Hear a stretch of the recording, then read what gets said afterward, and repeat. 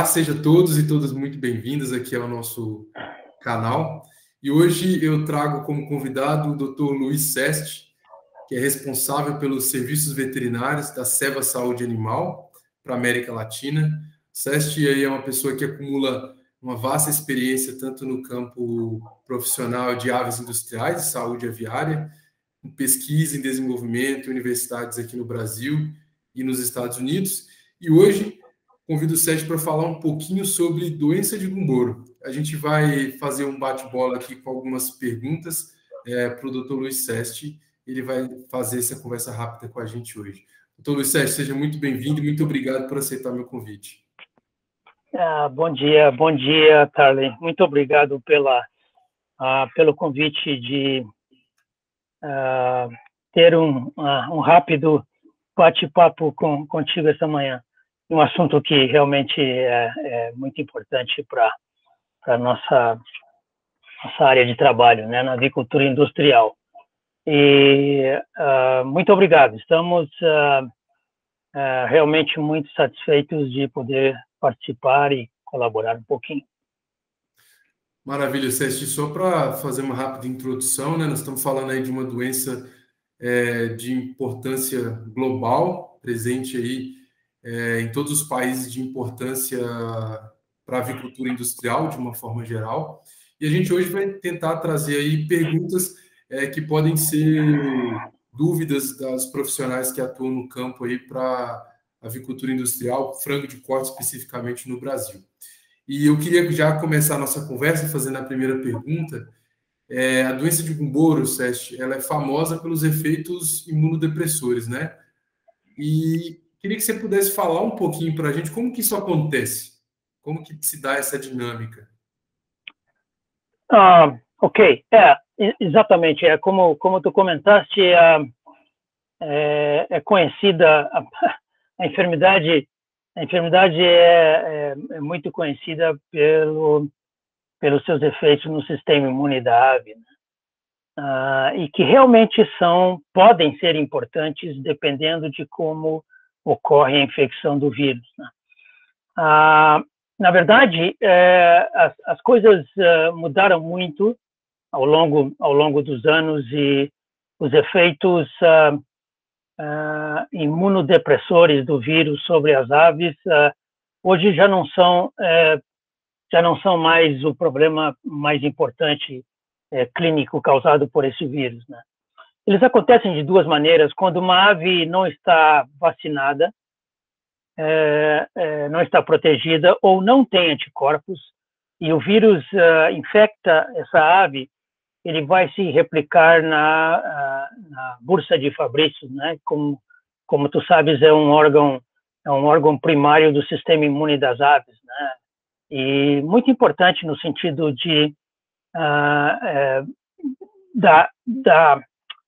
da construção, da edificação e da preparação do sistema imune humoral da ave, né? Então, quando a bursa de Fabry é colonizada durante os primeiros 14 dias de vida da ave, os efeitos na imunidade humoral podem ser bastante importantes e duradouros. Por quê? Porque durante esses 14 primeiros dias é quando a bursa de Fabry está alimentando o resto do sistema imune da ave com linfócitos B, que saem da bursa e migram para usar os órgãos secundários, que todos nós conhecemos: glândula de Harder, baço, fígado, medula óssea, todo o trato intestinal com seus agrupamentos de linfócitos B, etc. Então, toda esta infraestrutura imune do sistema da ave é populada durante os primeiros 14 dias de vida por linfócitos que saem da bursa de Fabry. Se por acaso a bursa de Fabry é infectada pelo vírus durante esse período, e obviamente ocorre uma destruição dos linfócitos aí pela replicação viral, esta colonização dos órgãos secundários ou órgãos da periferia do sistema da ave não é completa e não é bem feita. Então, nós podemos ter realmente efeitos imunodepressores na imunidade humoral dessas aves por um longo tempo. não é permanente, não vai ser a vida inteira da ave, mas por um longo tempo essa ave poderá ter problemas para responder às vacinações ou mesmo a outros desafios durante a sua vida, né? Principalmente falando do frangos, que tem uma vida muito curta, 6 semanas, 7 semanas. No entanto, depois dessas primeiras 2 semanas de vida do frango ou qualquer tipo de ave industrial, depois que essa colonização dos órgãos periféricos está completa, através dos linfócitos que migraram desde a Bursa de Fabrícios, a Bursa de Fabrícios deixa de ter importância como produtora de imunoglobulinas no sistema imune, na resposta imune da ave, né? A partir desse momento, entre 14 e 21 dias, nós podemos extirpar a Bursa de Fabrícios cirurgicamente, e essa ave vai continuar a produzir anticorpos normalmente, sem a presença da Bursa de Fabrícios. Então, esse é algo que é bastante... cria muita confusão no campo entre os nossos colegas das empresas, né, de produção, este efeito do vírus sobre a Bursa de Fabrícios. Eles pensam que isto muitos colegas nossos pensam que este efeito ele é permanente. Permanente, que eu quero dizer, a qualquer momento da vida da ave. Não, ele somente realmente é importante durante as primeiras 2 semanas, 14, 15, 16 dias de vida da ave. Depois disso, a Bursa de Fabrícios já fez o que tinha que fazer no organismo, tanto que ao final da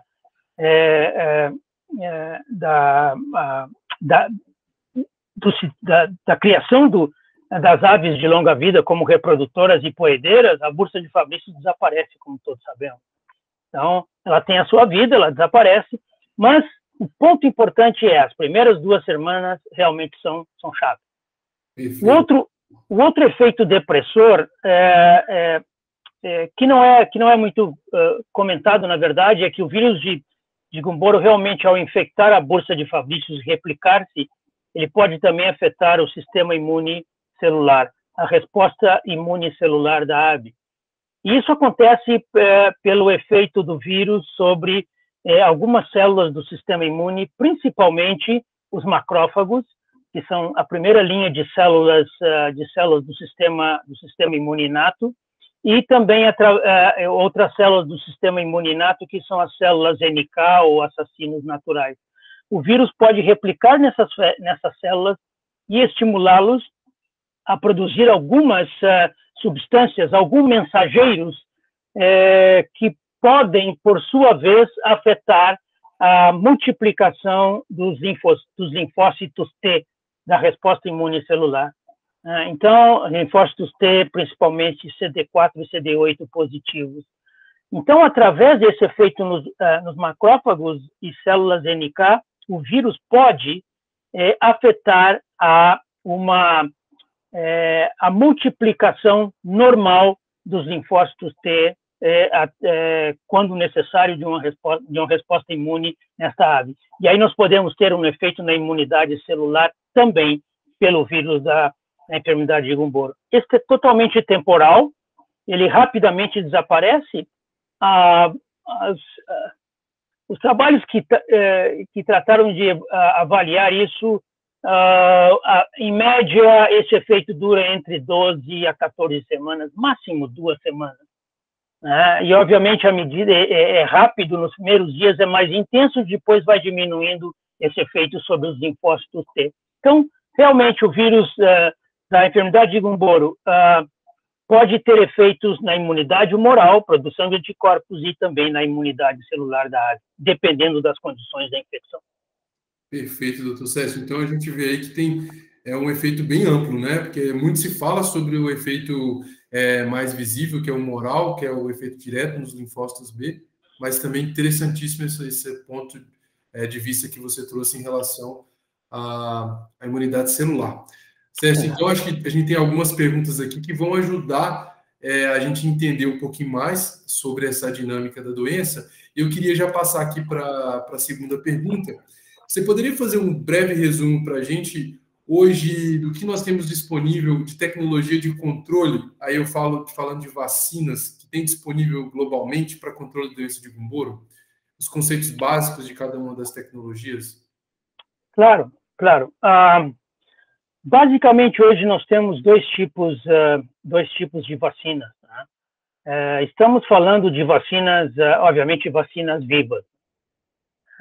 Vacinas inativadas são as vacinas aplicadas normalmente nas aves de vida longa, ao final da fase de recria, para que essas aves tenham altos níveis de anticorpos humorais circulando e, eventualmente, transmitam passivamente esses anticorpos à sua progenie, no caso de aves reprodutoras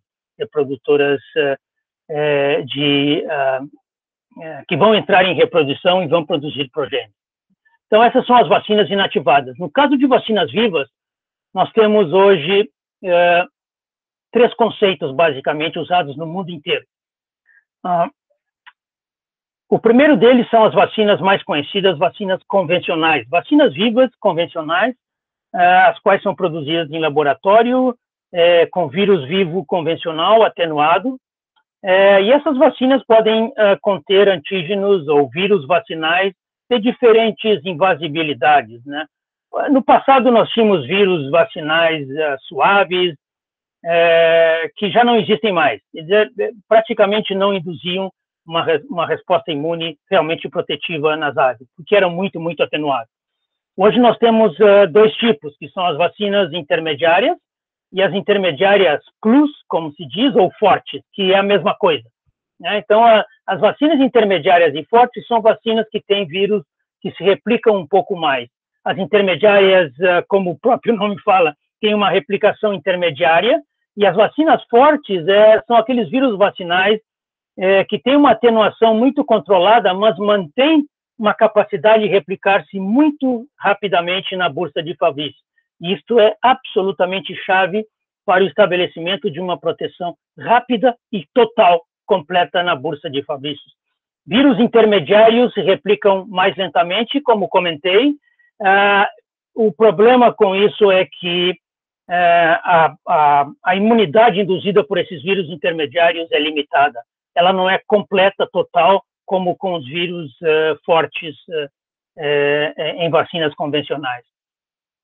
O outro tipo de vacinas vivas que nós temos hoje são as vacinas vetorizadas, né, que começaram a ser usadas de maneira mais disseminada em 2006, não somente no Brasil, mas América Latina e o resto do mundo igualmente. Essas vacinas vetorizadas são, em rápidas palavras, nós temos são vacinas em que o vírus vivo da vacina é uma cepa de um herpes vírus de Peru, HBT, muito conhecida no mundo inteiro, usada para controle da enfermidade de Marek. Né? Esse herpes vírus ele é recombinado com um gene do vírus de Gumboro, o gene que codifica para a proteína BP2, que é extremamente antigênica. Então, se retira esse gene do vírus de Gumboro e é colocado no genoma do HBT. Então, esse HBT, quando aplicado no primeiro dia nas aves para a proteção contra Marek, vai se replicar na ave e realmente vai induzir proteção contra Marek e contra a enfermidade de Gumboro também. Essas vacinas são bastante usadas no mundo inteiro, né, por sua conveniência, mas, infelizmente, apresentam algumas inconveniências sob o ponto de vista de limitações em termos de amplitude de proteção. Né? O grande problema, digamos, não problema, mas a grande limitação em relação a essas vacinas vetorizadas é o fato de que elas não têm vírus vivo de Gumboro. A bursa de Fabry não vai ser infectada por um vírus vacinal em nenhum momento, porque o herpes vírus vai se replicar em vários outros órgãos, alguma coisinha também na bursa de Fabry, onde ele se replica também, mas os linfócitos B, que são o alvo principal dos vírus de Gumboro na bursa de Fabry, não vão ser realmente estimulados imunologicamente por um vírus vivo de Gumboro, porque não existe vírus vivo de Gumboro na vacina vetorizada. E isso causa e essa é uma limitação muito importante, porque causa com que faz com que a proteção induzida por essas vacinas vetorizadas seja muito limitada. Não se consegue bloquear a bursa de Fabrícios com uma vacina viva vetorizada. E o terceiro conceito de vacinas mais utilizado no mundo hoje são as vacinas complexo imune. O que são complexo imune? Essas vacinas são vacinas vivas que contêm vírus vivo de Gumboro, vírus vivo atenuado, com cepas fortes ou intermediárias plus ou fortes, como queiram. E, na verdade, o antígeno dessas vacinas não é somente o vírus, é um complexo. Este vírus, no laboratório, é misturado com anticorpos específicos contra ele.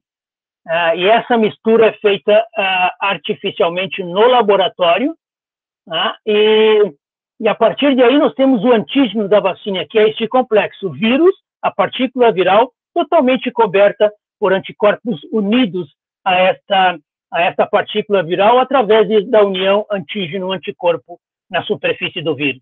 Então, o complexo é o antígeno da vacina.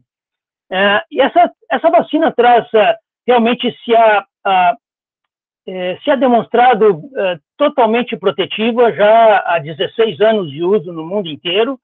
Ela é aplicada no primeiro dia via em ovo ou via subcutânea nas aves. E a proteção, ou como se diz no campo, a pega vacinal vai ocorrer no campo à medida que os anticorpos maternos da ave são catabolizados. Quando os níveis de anticorpos maternos alcançam um certo ponto, um certo título, já baixo, os vírus que estão no complexo imune conseguem, eventualmente, desviar desses anticorpos maternos, se nós podemos falar assim, e conseguir infectar a ave e vaciná-la. Portanto, essa vacinação, a pega vacinal, é totalmente controlada pelo nível de anticorpos maternos que a ave tem. Por isso vai ser individual para cada ave. E não existe, na verdade, uma janela de suscetibilidade enquanto ainda já não tem mais anticorpos maternais e o vírus do complexo imune ainda não alcançou a bursa de Fabrícios. Não acontece assim porque esta liberação de vírus dos complexos imunes começa mais ou menos ao redor dos 9, 10 dias de vida da ave e vai até pelo menos 9 semanas de idade. Então não há problema, está sempre saindo o vírus e eles ou estão sendo inativados pelos anticorpos maternos ou eventualmente alcançam a bursa de Fabrícios e a ave é vacinada em aproximadamente 40 horas. A bursa de Fabrícios desta ave está totalmente blindada. Ou seja, essa é a grande vantagem dessa vacina, a conveniência de aplicação e o fato de que, uma vez que o vírus vacinal replique na bursa de Fabrícios, essa bursa de Fabrícios está totalmente blindada. É biologicamente impossível fazer-se com que outros tipos de vírus da enfermidade de Gumboro, variante ou clássicos, possam replicar-se nessa bursa de Fabrícios, porque a imunidade induzida na população de linfócitos B aí nessa bursa é total. Ela é absolutamente completa, por isso se diz que a bursa está blindada. Isso também ocorre com vacinas vivas convencionais aplicadas via água de bebida no campo, quando são cepas fortes que se replicam. O ponto é que vacinação a campo é impossível de controlar-se. Nós nunca sabemos realmente a magnitude ou a amplitude de alcance de uma vacina viva aplicada no campo. Obviamente, pelas particularidades de aplicação via água de bebida, momento de vacinação, idade da ave, nível de anticorpos maternos, qualidade de preparação e distribuição da vacina, etc., etc. Por isso, esse tipo de vacinação via água de bebida praticamente está desaparecendo nos países. No Brasil, hoje, eu creio que é menos de, não sei exatamente o número, mas menos de 3, 4% das aves são vacinadas contra Gumboro via água de bebida. Acho que seria esse número mesmo.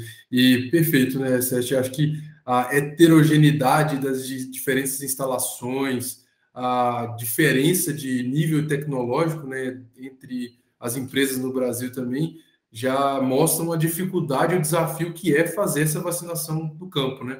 E trazer realmente a vacinação para o incubatório foi uma estratégia de muito sucesso para controlar a doença de uma forma completa e integral, né? Esse foi exatamente, comentaste muito bem, esse foi, digamos, o passo gigantesco que a medicina aviária deu em relação ao controle da enfermidade de Gumboro, né? Isso aconteceu 16 anos, mais ou menos, atrás, quando as vacinas complexo imune foram realmente, começaram realmente a ser usadas no mundo inteiro de maneira disseminada e ser monitoradas, né?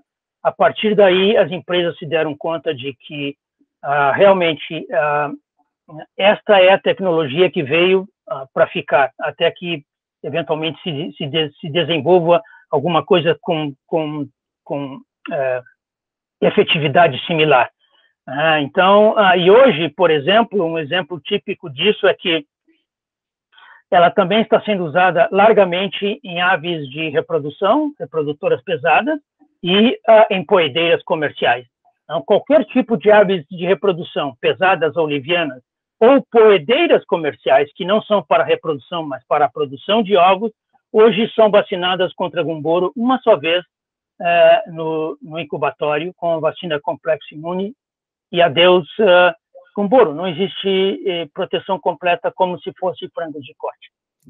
A dinâmica é a mesma e a efetividade também, né?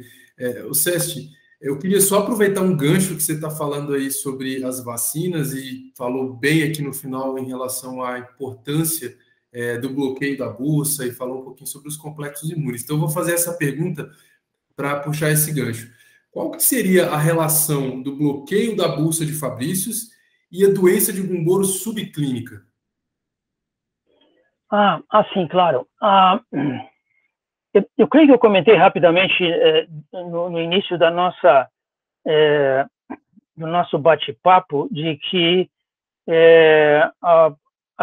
a situação clínica da enfermidade de Gumboro mudou muito no mundo inteiro, né?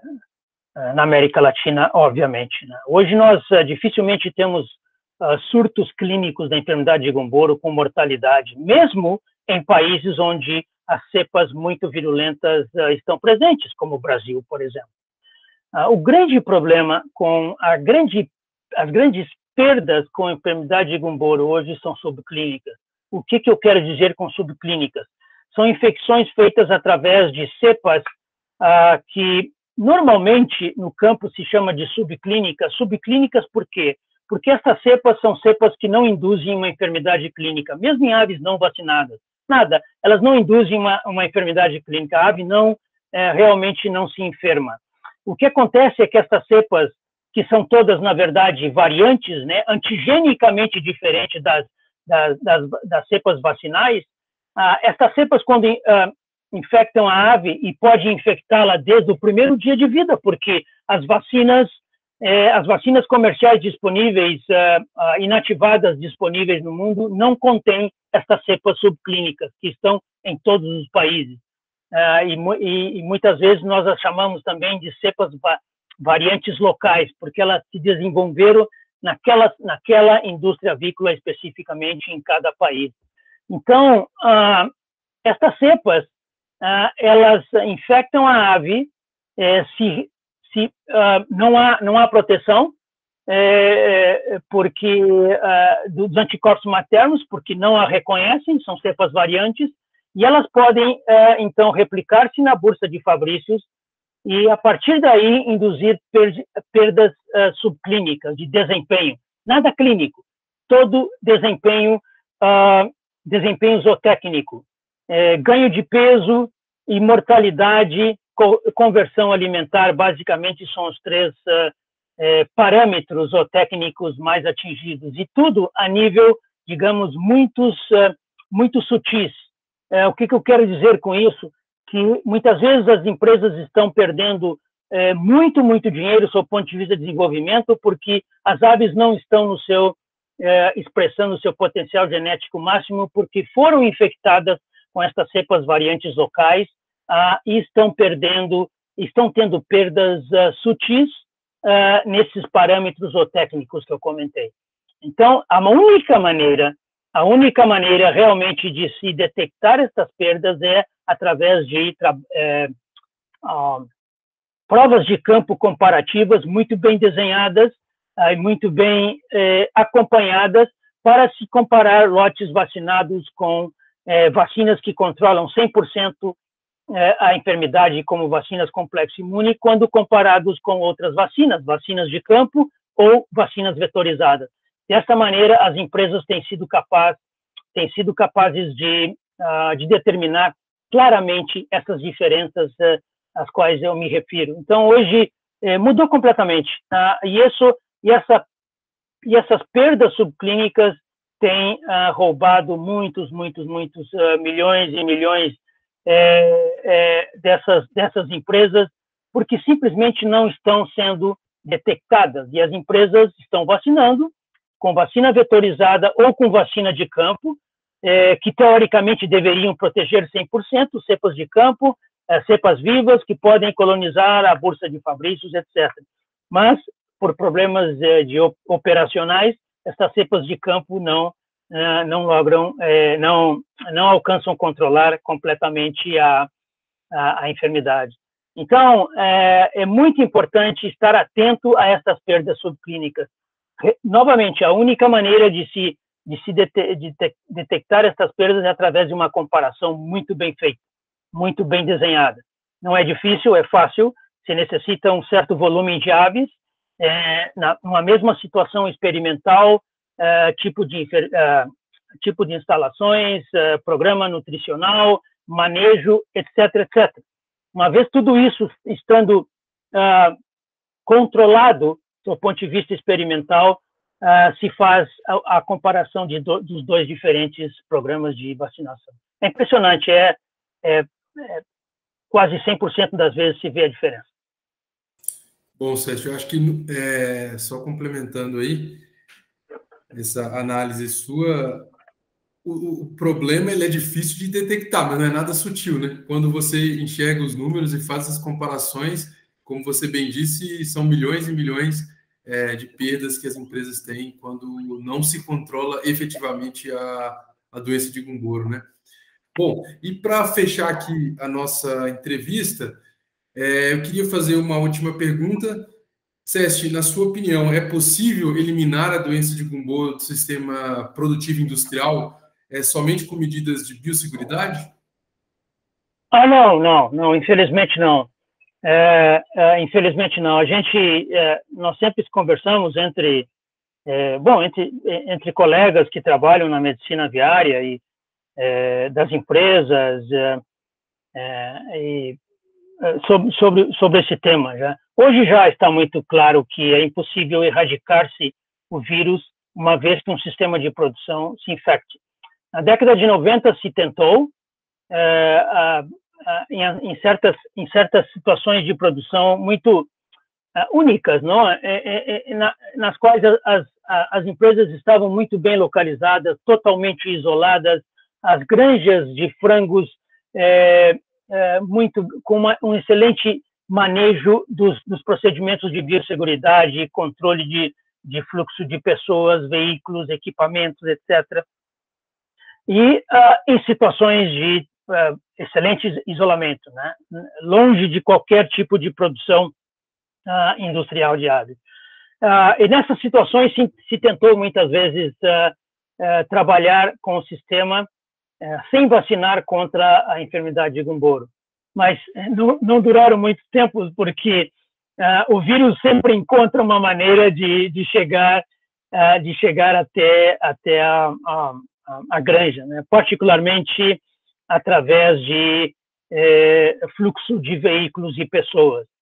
E uma vez que ele contamina, nós podemos, também isso se foi tentado na década de 90, as granjas podem, por exemplo, parar de produzir por um bom tempo, e durante esse bom tempo de parada de produção se faz inúmeras vezes limpeza, desinfecção, etc. com o intuito mais ou menos de erradicar completamente qualquer partícula viral do vírus de Gumboro que tenha ficado na granja. E eu estou falando de granja, estou falando de, digamos, granjas integradas com 2, 3, 4 galpões. Não estou falando de granjas enormes com muitos galpões, né?